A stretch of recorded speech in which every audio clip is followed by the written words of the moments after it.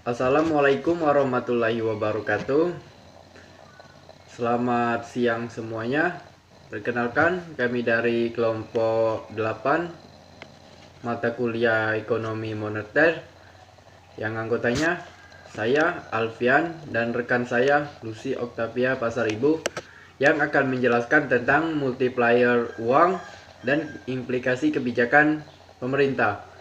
Untuk materi yang pertama tentang multiplier uang, silakan kepada saudari Lucy untuk menjelaskannya. Baiklah, saya Lucy Octavia Pasaribu. Di sini saya akan menjelaskan mengenai multiplier uang. Sebagaimana diketahui, bank-bank umum atau bank-bank pencipta uang giral atau BPUG yang merupakan anggota sistem moneter dalam kegiatan dapat menciptakan uang giral dan uang kuasi. Hal tersebut disebabkan karena bank-bank dapat meminjamkan sebagian uang yang diterimanya sebagai simpanan dari masyarakat, baik yang berupa giro, deposito, maupun tabungan, dan hanya sebagian kecil saja yang dipelihara sebagai alat-alat likuid untuk memenuhi kewajiban segera yang harus dibayar sewaktu-waktu. Secara teoritis, kalau bagian yang dipelihara sebagai alat likuid sebesar 20% dan bagian yang dipinjamkan sebesar 80%, akan tercipta simpanan sebesar 5 kali, 1/0,2 dari simpanan utama.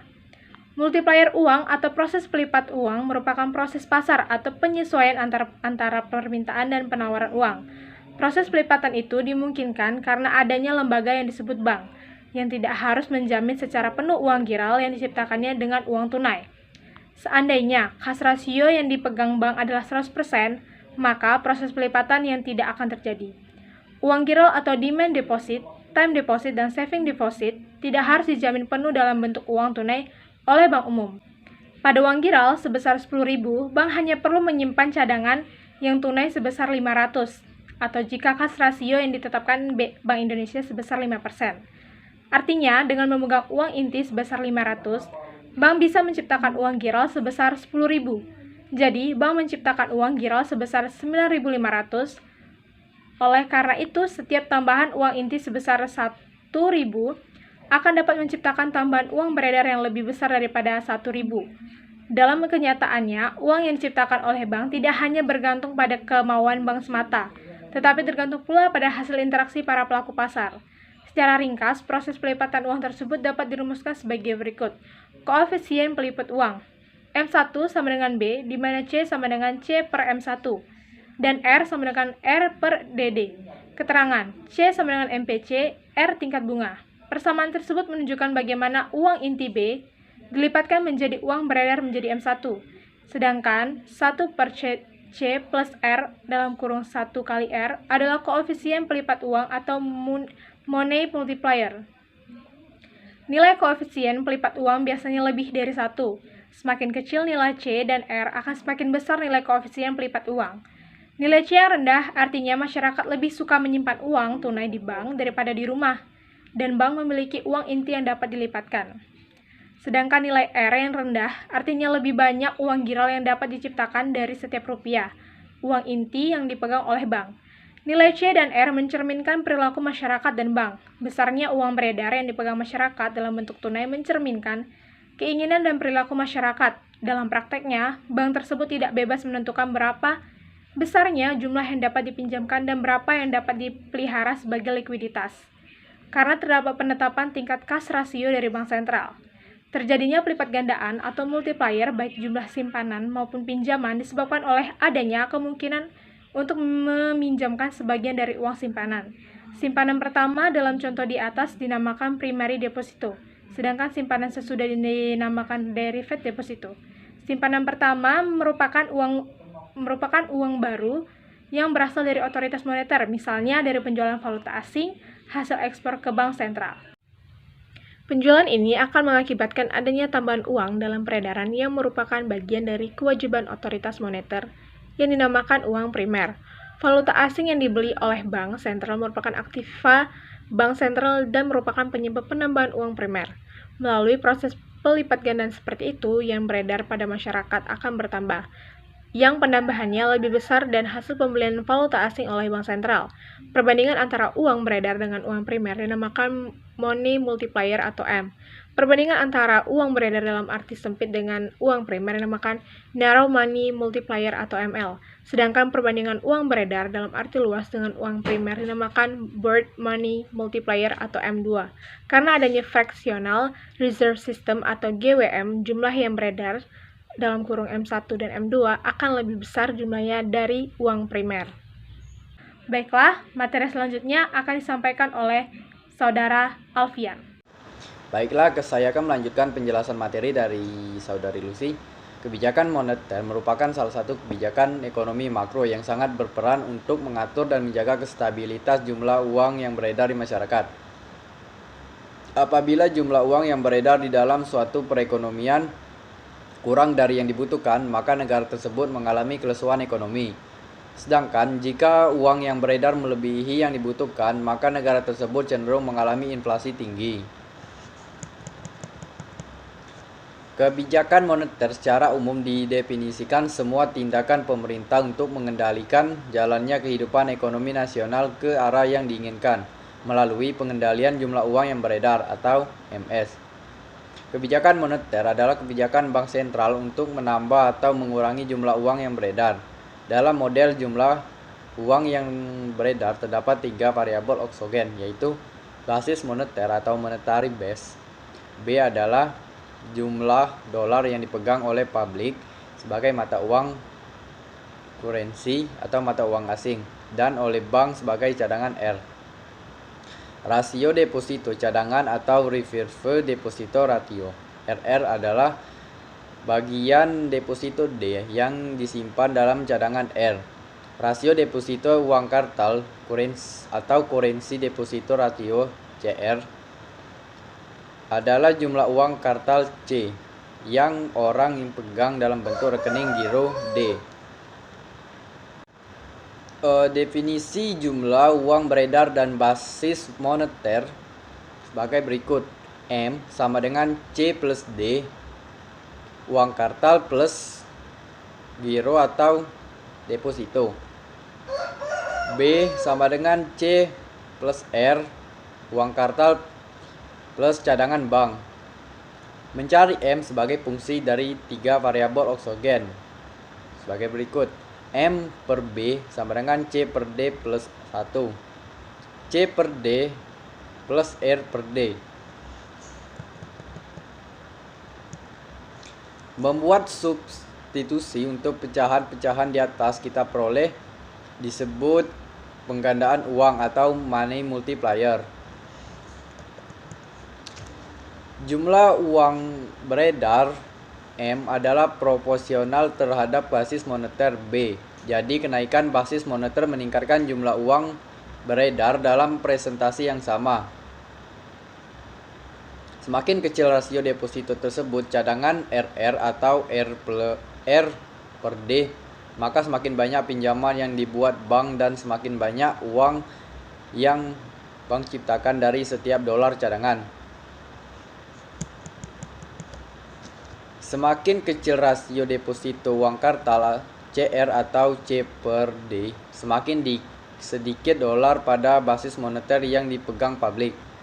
Semakin besar cadangan dan semakin banyak uang yang bank ciptakan, jadi penurunan rasio deposito uang kartal meningkatkan pengadaan uang dan jumlah uang beredar. Baiklah, saya akan melanjutkan penjelasan tentang implikasi kebijakan pemerintah. Dalam proses penciptaan uang, bagian dari uang inti yang dipegang oleh masyarakat umum langsung menjadi uang kartal. Sedangkan sisanya yang dipegang oleh bank-bank umum sebagai cadangan bank kemudian melipatkan diri menjadi uang giral. Proses penciptaan uang beredar dari uang inti tersebut diringkas dalam konsep money multiplier yang menghubungkan antara jumlah uang inti dengan jumlah uang beredar. Nilai dari money multiplier tergantung kepada kecenderungan masyarakat memegang uangnya dalam bentuk uang kartal atau U sama dengan K per MS. Berapa besar cadangan yang dipegang bank untuk menjamin uang giral atau V sama dengan R per D. Semakin besar U dan V, semakin kecil nilai money multiplier. Nilai money multiplier biasanya lebih besar dari 1. Artinya, setiap 1 rupiah uang inti bisa menimbulkan lebih dari 1 rupiah uang beredar. Di sini ada juga perbankan dengan cadangan 100%. Berarti semua deposito disimpan sebagai cadangan atau deposito yang terima bank belum dipinjamkan disebut cadangan reserves. Dalam kondisi seperti ini, sistem perbankan tidak mempengaruhi jumlah uang beredar. Kemudian ada juga perbankan dengan cadangan fraksional. Sebagai jumlah deposito baru hampir sama dengan jumlah penarikan. Bank tidak perlu menyimpan uang depositonya dalam cadangan. Rasio deposito cadangan atau reserves deposit ratio adalah bagian deposito yang dicadangkan oleh bank. Cadangan berlebih atau excess reserves adalah cadangan di atas cadangan yang disyaratkan. Selanjutnya, perbankan cadangan fraksional atau fractional reserve banking, yaitu sistem di mana bank hanya menyimpan sebagian depositnya dalam cadangan. Pada sistem ini, bank menciptakan uang giral. Baiklah, ada juga bagaimana uang giral tercipta.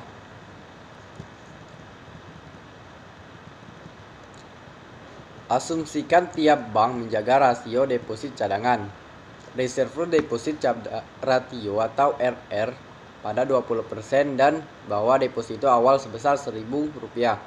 Secara sistematis, jumlah uang yang diciptakan deposito awal sebesar Rp1.000.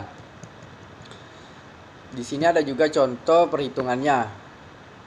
Deposito awal sebesar Rp1.000, pinjaman per bank sama dengan 1 dikurang RR dikali Rp1.000. Pinjaman second bank sama dengan 1 dikurang RR dikali 2 dikali Rp1.000. Pinjaman third bank sama dengan 1 dikurang RR kali 3 dikali Rp1.000.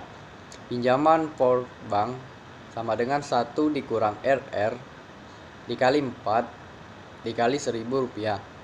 Jumlah uang beredar sama dengan 1 ditambah 1 dikurang RR ditambah 1 dikurang RR kali 2 ditambah 1 dikurang RR kali 3 ditambah 1 dikurang RR kali 4 dikali Rp1.000 sama dengan 1 per RR kali Rp1.000 sama dengan 10,2 dikali Rp1.000 dan mendapatkan hasil sebesar 5.000. Proses di atas adalah penciptaan uang dan likuiditas, tapi bukan penciptaan kekayaan.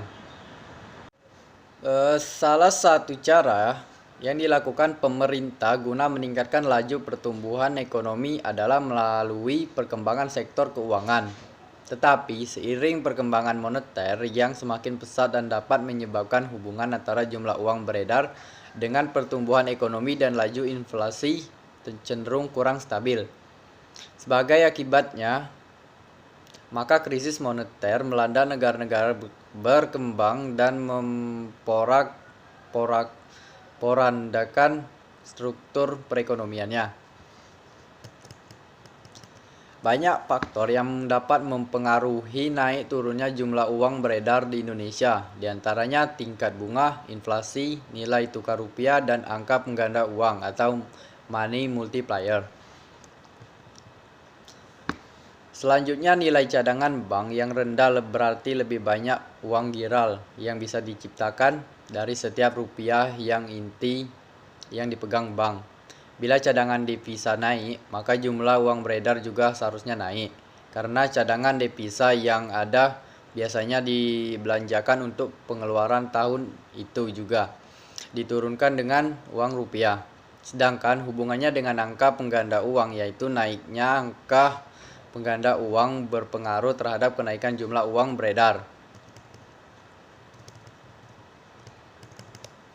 Setelah sekian penjelasan materi dari kelompok kami, apabila ada kesalahan kami mohon maaf kepada Allah, kami mohon ampun, dan kami dari kelompok 8 mengundurkan diri.